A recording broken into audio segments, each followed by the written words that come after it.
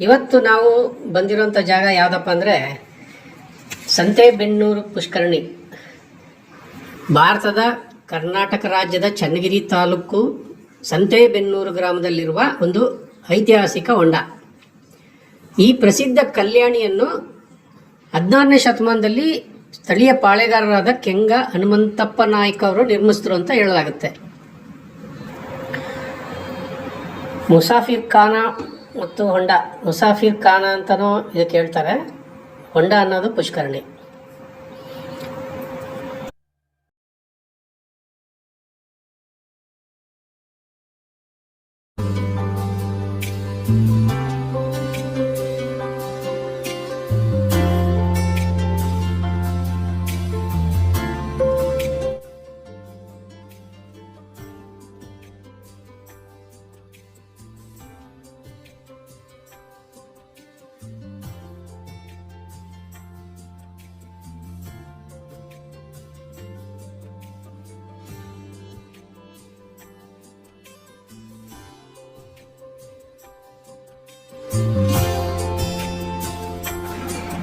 ಈ ಮುಸಾಫಿರ್ ಖಾನ ಅನ್ನೋದು ಸರಿಸುಮಾರು 17ನೇ ಶತಮಾನದಲ್ಲಿ ಬಿಜಾಪುರ ಸುಲ್ತಾನರು ಇದನ್ನು ವಶಪಡಿಸ್ಕೊಂಡ್ಮೇಲೆ ಅವರ ಸೇನಾಧಿಪತಿ ಆಗಿದ್ದ ರಣದುಲ್ಲಾ ಖಾನ್ ಇದನ್ನು ಕಟ್ಟಿಸ್ತಾನೆ.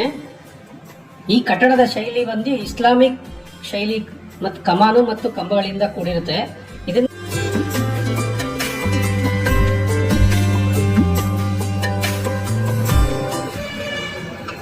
ಇದೇ ವಸಂತ ಮಂಟಪ.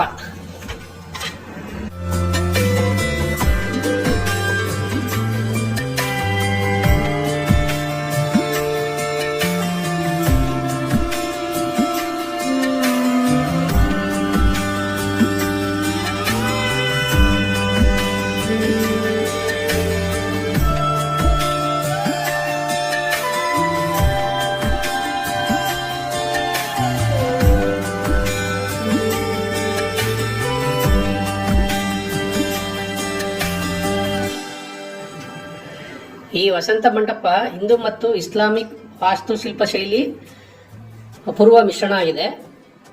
ಇದರ ಕಮಾನು ಮತ್ತು ಗೋಪುರ ಮತ್ತು ಗುಮ್ಮಟಗಳು ಅರೇಬಿಕ್ ಶೈಲಿಯಲ್ಲಿ ಕಂಡುಬಂದರೆ, ಇಲ್ಲಿನ ಕಂಬಗಳು, ಗೋಪುರಗಳು ಮತ್ತು ಸುಂದರ ಕೆತ್ತನೆಗಳು ಭಾರತೀಯ ವಾಸ್ತುಶಿಲ್ಪಿ ಶೈಲಿಯನ್ನು ಪ್ರತಿನಿಧಿಸುತ್ತೆ.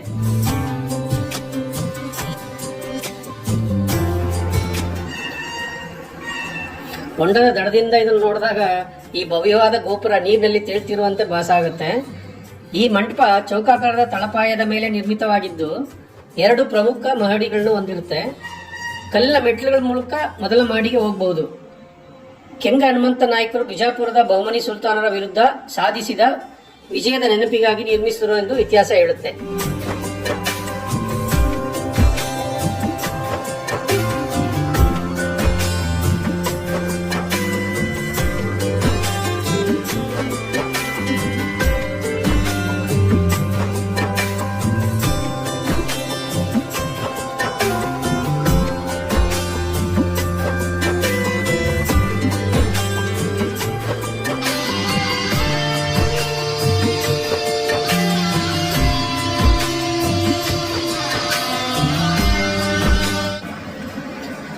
ಇದು ಕರ್ನಾಟಕದ ಅತಿ ದೊಡ್ಡ ಪುಷ್ಕರಣಿಗಳಲ್ಲಿ ಒಂದಾಗಿದ್ದು, ಇದರ ಅಳತೆ ಸುಮಾರು 250 ಅಡಿ ಉದ್ದ, 240 ಅಡಿ ಅಗಲ ಹಾಗೂ 30 ಅಡಿ ಇಂತಲೂ ಹೆಚ್ಚು ಆಳವನ್ನು ಹೊಂದಿರುತ್ತೆ.